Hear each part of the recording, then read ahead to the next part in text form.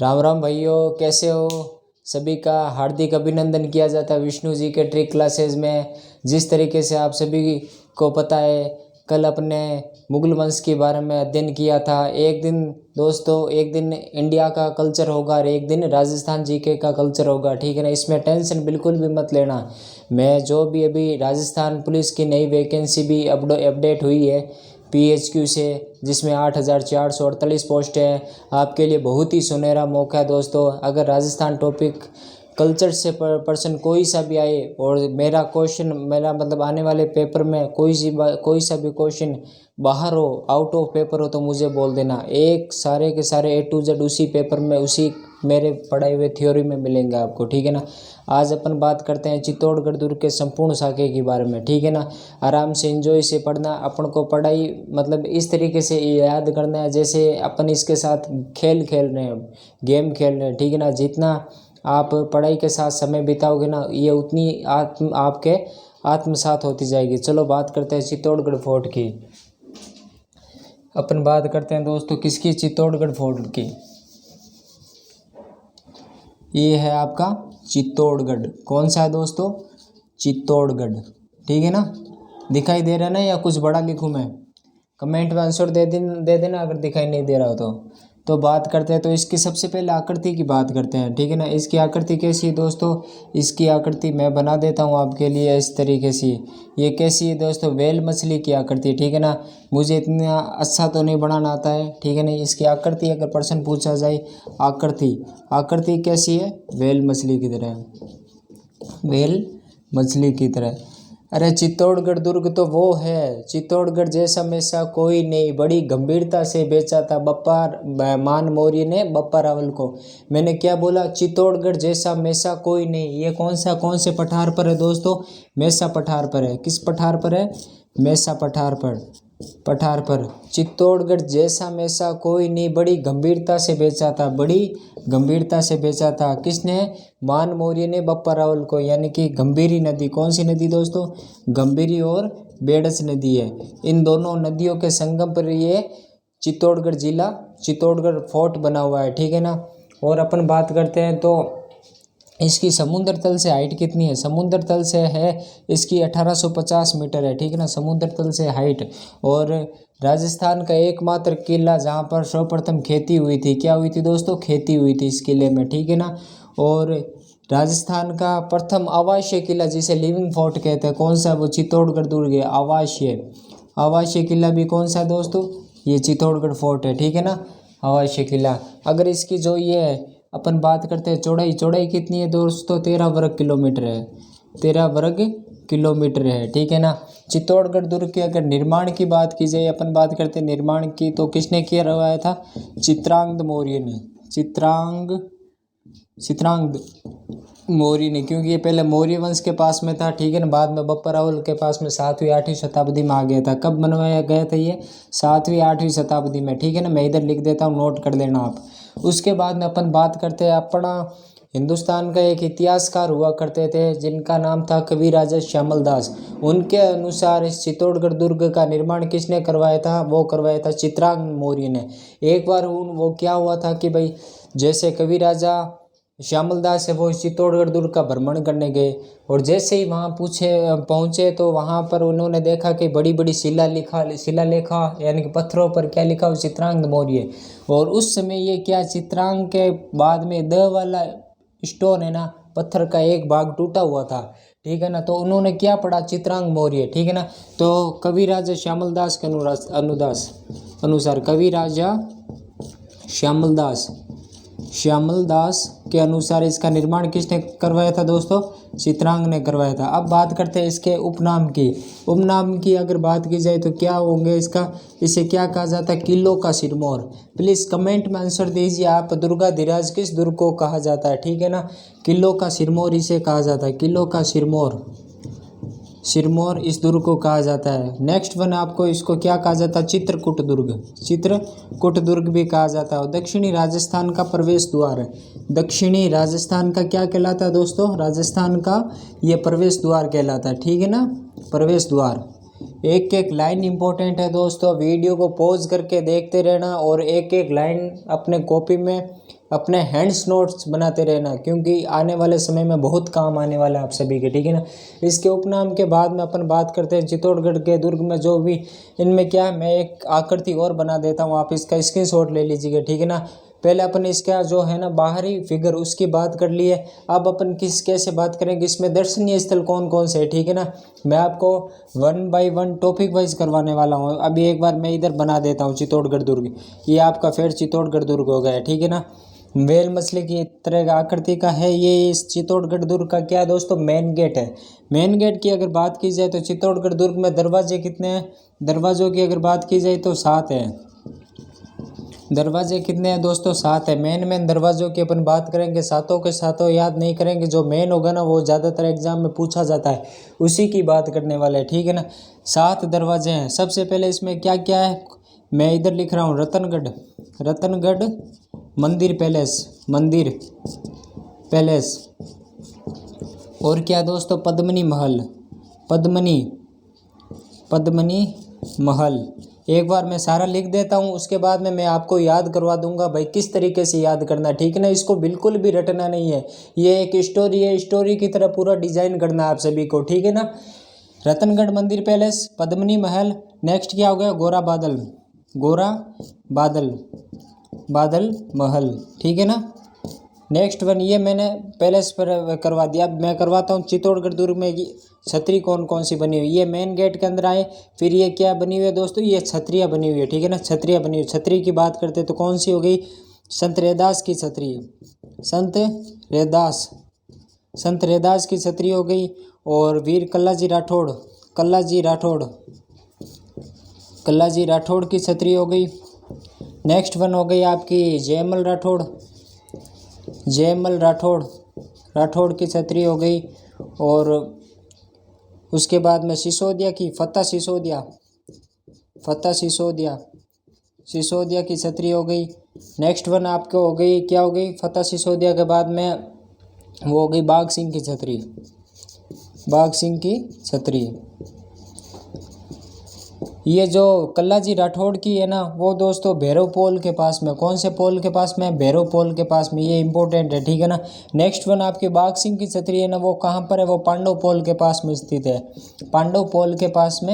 है, अब अपन बात कर ले अपने दरवाजे बात की है, दरवाजे के बाद में अपने छतरियों की बात की, रतनगढ़ इन महलों की बात की, ठीक है ना। ये इसमें अब मंदिर कौन कौन से हैं, मंदिर की अगर बातचीत की जाए ना तो मंदिर कौन कौन से है, वो है यहाँ पे सबसे पहले मंदिर है वो है अन्नपूर्णा माता का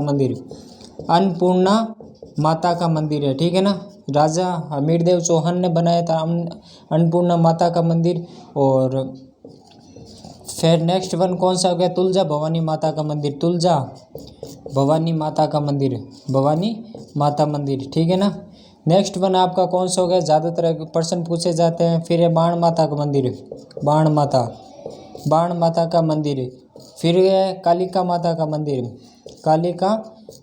मंदिर, त्रिभुवन नारायण मंदिर, जिसे क्या कहा जाता है दोस्तों, समदीश्वर मंदिर भी कहा जाता है। मैं इधर लिख देता हूँ, समदीश्वर मंदिर भी कहा जाता है, ठीक है ना। और नेक्स्ट वन आपका कौन सा हो गया, अन्नपूर्णा माता हो गया, तुलजा भवानी हो गया, बाण माता हो गया, कालिका माता भगवान हो गया, तुलजा भवानी हो गया और मीरा मंदिर हो गया, ठीक है ना दोस्तों। ये कौन सा, मीरा मंदिर है।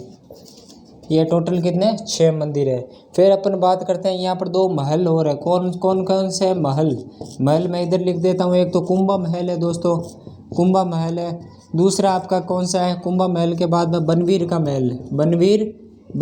महल है, ठीक है ना दोस्तों। अपन बात करते हैं बनवीर के महल के बाद में यहाँ पर क्या है, विजय स्तंभ और क्या है दोस्तों, कीर्ति स्तंभ भी इधर ही बना हुआ है, कीर्ति स्तंभ।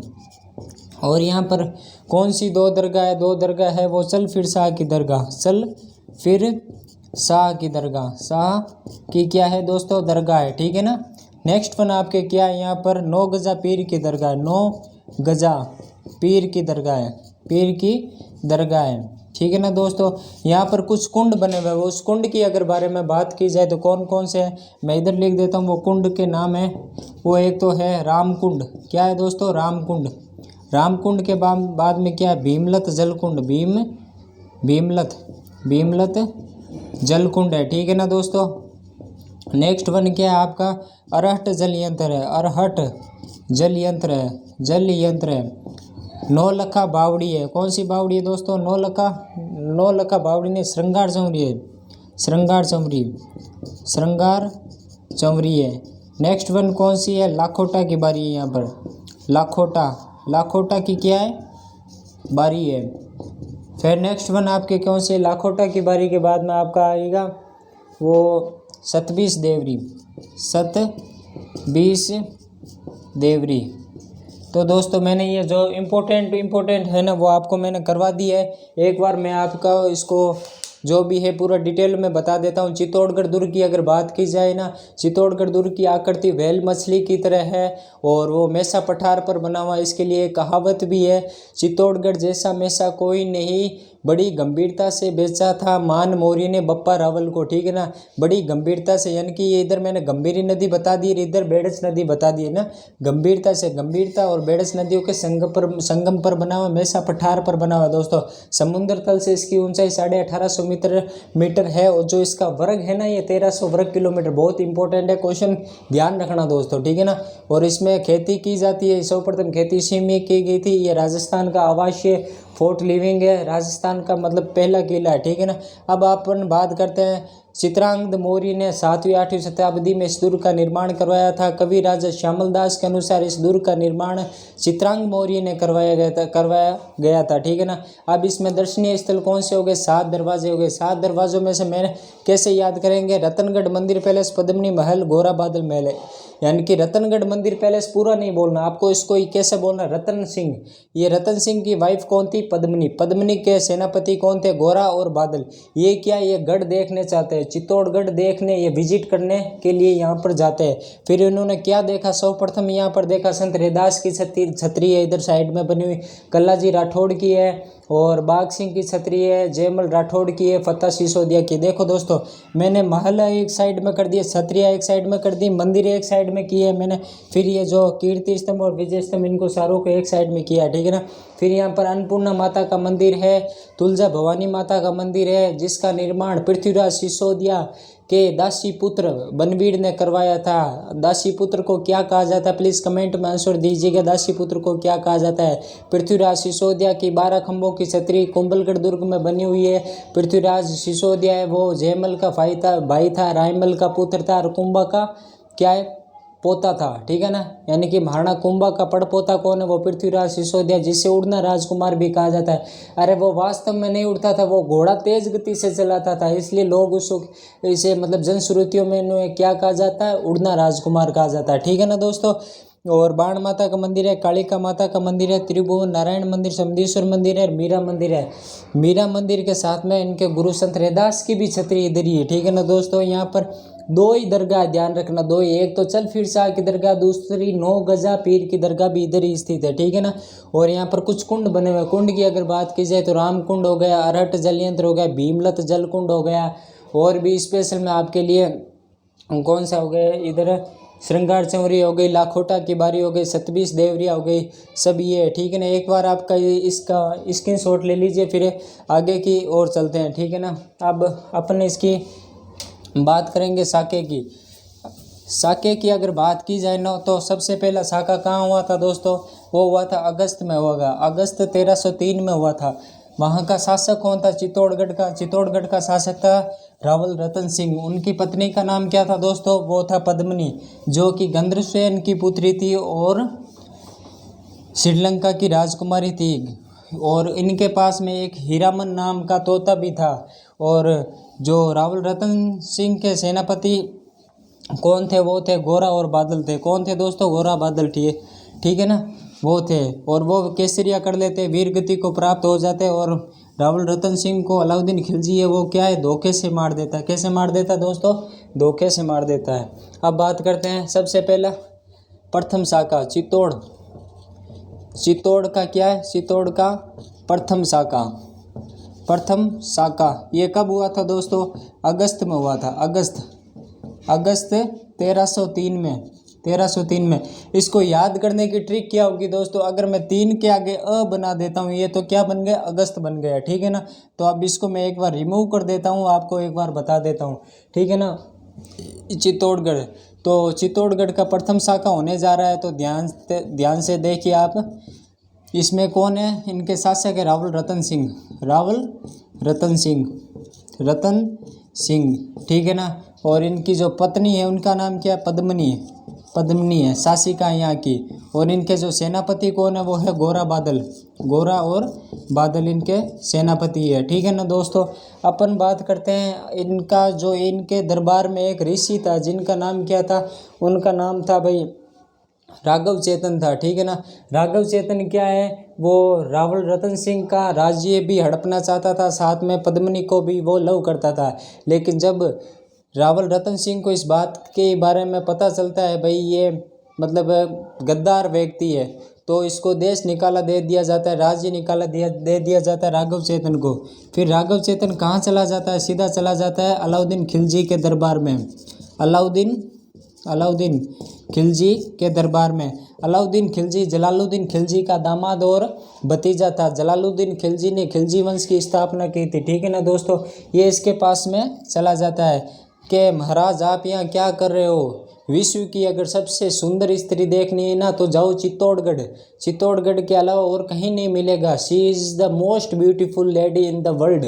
ये बात बोलते ही अलाउद्दीन खिलजी का दिमाग ठनक जाता है कि ऐसी बात है क्या, हाँ ऐसी बात है। फिर अलाउद्दीन खिलजी है वो क्या कर देता है, चित्तौड़ पर अटैक कर देता है।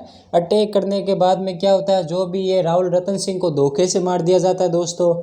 और जो पद्मनी होती है ना वो क्या कर लेती है दोस्तों, जौहर कर लेती है। जौहर कितनी महिलाओं के साथ में करती है, ये 1600 महिलाओं के साथ में कर देती है।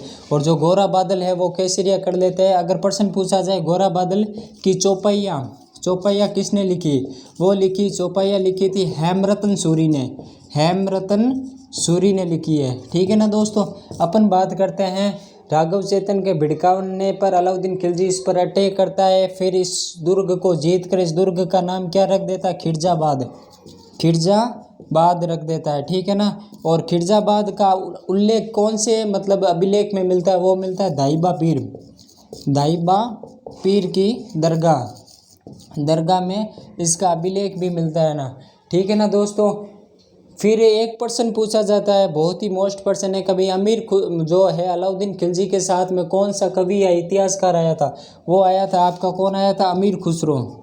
अमीर खुसरो को क्या कहा जाता है दोस्तों, भारत का तोता कहा जाता है। ये यूपी का निवासी था। इसने क्या लिखा था, एक लिखा था, वो ग्रंथ लिखा था खजाइन उल फतू ये ग्रंथ लिखा था। इस ग्रंथ के अंदर पूरे के पूरे रणथंभ ये चित्तौड़गढ़ दुर्ग का युद्ध का मतलब आंखों देखा बयान इस ग्रंथ में किया था अलाउद्दीन खिलजी ने। तो दोस्तों आप इसका स्क्रीनशॉट ले लीजिए जल्दी से। फिर अपन बात करते हैं चित्तौड़ के दूसरे शाखे की। चित्तौड़ के दूसरे शाखे की बात की जाए तो वो 1533 में हुआ था। 1533 में किसने किया था, वो किया था बहादुर शाह ने किया था। बहादुर शाह गुजरात का शासक था। 1533 में कर्मावती और उनके बीच में कुछ समझौता होता है जिसके तहत दोनों में सेटिंग बैठ जाती है और वो वहाँ से चला जाता है। तो दूसरा युद्ध कब हुआ था, चित्तौड़गढ़ का दूसरा शाखा कब हुआ था दोस्तों, ये हुआ था 1534 में। चित्तौड़ की शासिका कौन होती है दोस्तों, कर्मावती होती है, कर्मावती, ठीक है ना। और इनके पुत्र उदय सिंह थे। उनके पुत्र कौन थे दोस्तों, उदय सिंह, ठीक है ना, जो कि महाराणा प्रताप के पिता है।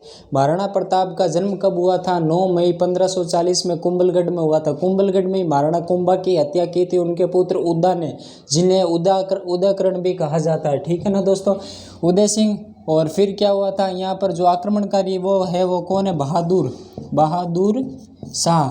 कहाँ का शासक था दोस्तों, ये गुजरात का शासक था। जब 1534 में ये आक्रमण करता है चित्तौड़ के दुर्ग पर, फिर कर्मावती किसको राखी भेजती है, वो भेजती है हुमायूं को राखी भेजती है कि भाई आपकी बहन पर मतलब आक्रमण हुआ है, दुर्ग पर आक्रमण हुआ है, तो आप आकर हमारी रक्षा कीजिए। जैसे ही हुमायूं वहाँ से कर्मावती की रक्षा करने के लिए चलता है तो फिर ये बहादुर शाह उसे मैसेज करता है कि आप भी मुसलमान मैं भी मुसलमान, ठीक है ना, तो एक हिंदू लेडीज़ की सहायता नहीं करनी चाहिए। इस कारण वो रुक जाता है और कर्मावती जौहर कर लेती है। जौहर है ना कितनी महिलाओं के साथ में करती है, 800 महिलाओं के साथ में जौहर कर लेती है।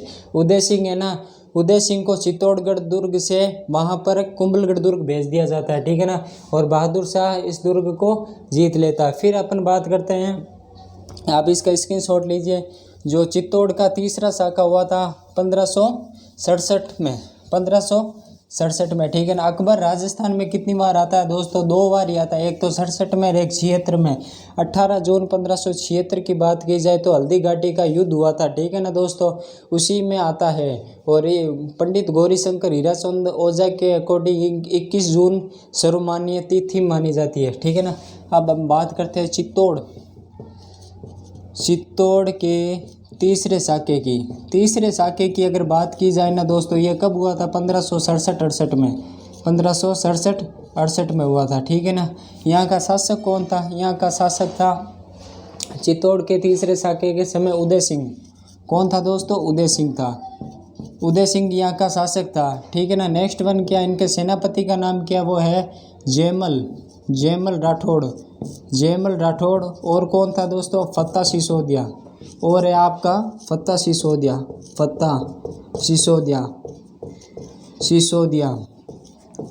और इन पर आक्रमण कौन करता है दोस्तों? अकबर करता है। राजस्थान में अकबर कितनी बार आता है? 2 ही बार आता है, एक तो 67 में आता है और एक 76 में आता है। 76 में कब हुआ था? 1576 में 18 जून को। वो क्या हुआ था दोस्तों? वो हुआ था हल्दी घाटी का युद्ध हुआ था इस दिन, ठीक है ना। 2 ही बार आता है। अकबर आक्रमण करता है तो उदय सिंह कहाँ चला जाता है दोस्तों? गोगुंदा चला जाता है। और गोगुंदा में इनका क्या होता है? स्वर्गवास हो जाता है, देहांत हो जाता है गोगुंदा में। जयमल और राठौड़ फत्ता सिसोदिया क्या करते हैं? केसरिया कर लेते हैं। और अकबर है ना, अकबर के पास में एक बंदूक होती है, उस बंदूक का नाम क्या होता है दोस्तों? संग्राम होता है। जैसे ही वो जयमल राठौड़ के बंदूक चलाता है, जयमल राठौड़ पर बंदूक चलाता है, ठीक है ना, तो कौन आता है? इनका भतीजा आता है। भतीजा कौन था? कल्लाजी राठौड़ आते हैं, ठीक है ना। कल्लाजी राठौड़ क्या करते हैं? जयमल को अपने कंधों पर बैठाकर, इनके हाथ में भी 2 तलवार होती है और इनके हाथ में भी 2 तलवार होती है। जैसे ही जारी मतलब युद्ध करते हैं पूरी सेना के साथ में, 4-4 हाथ चलाकर। फिर अकबर की सेना क्या कहती है इनको? ये तो 4 हाथों वाले देवता है। वीर कल्लाजी राठौड़ को शेषनाग का अवतार कहा जाता है। रनेला चित्तौड़ में इनका मंदिर है। और जो वीर कल्लाजी राठौड़ की बुआ का नाम मीराबाई है और महाराणा प्रताप की ताई का नाम भी मीराबाई है। वीर कल्लाजी राठौड़ की जो कुल देवी है वो लटियाल माता पोकरण जो जैसलमेर में है, ठीक है ना दोस्तों। अपन बात करते हैं कल्लाजी राठौड़ के बाद में, वो हो गया अकबर क्या करता है? फिर जो जयमल राठौड़ और फत्ता सिसोदिया की है ना मूर्तियाँ, वो कहाँ ले जाता है दोस्तों? आगरा ले जाता है। और आगरा में अपने गजारूढ़ काले पत्थर पर स्थापित कर देता है। लेकिन अभी फिर बाद में वो औरंगजेब वहाँ से मूर्तियाँ तोड़वा देता है आगरा से। और अभी वर्तमान में जयमल राठौड़ और फत्ता सिसोदिया की मूर्तियाँ कहाँ? बीकानेर के दुर्ग में, जिसे राती घाटी का किला भी कहा जाता है दोस्तों। और फिर क्या होता है? आगरा की स्थापना किसने की थी दोस्तों? सिकंदर लोदी ने की थी। सिकंदर लोदी ने किया था दोस्तों? आगरा की स्थापना की थी 1504 में। कौन सी नदी पर किया था? यमुना नदी पर किया था। ये सिकंदर का बचपन का नाम क्या? निजाम साहब। वो गुलरुखी नाम से फरिश्ता ग्रंथ मतलब फारसी भाषा में ग्रंथ लिखा करता था, ठीक है ना। सिकंदर लोदी ने की थी आगरा की स्थापना। और अकबर की बात की जाए तो अकबर का जन्म कहाँ पर हुआ था दोस्तों? अमरकोट में हुआ था। मैं आपको पूरा नाम डिफाइन कर देता हूँ। अकबर क्या हो गया दोस्तों? अकबर, इधर मैं लिख देता हूँ अकबर, ठीक है ना दोस्तों। का मतलब क्या है? अमरकोट में जन्म हुआ। अमरकोट में तो मारवाड़ के लोक संत लोक देवता रामदेव जी की पत्नी का भी जन्म हुआ जिनका नाम नेतल दे या निहाल दे है, जो कि दल्लेश सिंह सोडा की पुत्री थी। और रामदेव जी के पुत्र का नाम क्या है? रामदेव जी के पुत्र का नाम सादा है। और पाबू जी की पत्नी सुप्यार दे या फूलम दे, वो भी कहाँ की राजकुमारी थी? वो भी अमरकोट की राजकुमारी थी, सूरजमल सोडा की पुत्री थी। ठीक है ना। क का मतलब क्या? कलानौर में इनका राज्याभिषेक हुआ था। ब का मतलब क्या दोस्तों? बैरम खां। बैरम खां कौन था? इसका संरक्षक था। ठीक है ना, बैरम खां संरक्षक था। और बदरुद्दीन इनके बचपन का नाम है। बदरुद्दीन इनके बचपन का नाम है। अकबर के बचपन का नाम। र का मतलब क्या हो गया दोस्तों? रुखिया बेगम। रुखिया बेगम कौन थी? अकबर की प्रथम पत्नी का नाम रुखिया बेगम है। अकबर की माता का नाम हमीदा बानो। अकबर के पिता का नाम हुमायूं है। ठीक है ना दोस्तों, ये आपके चित्तौड़ का तीसरा शाखा हो गया।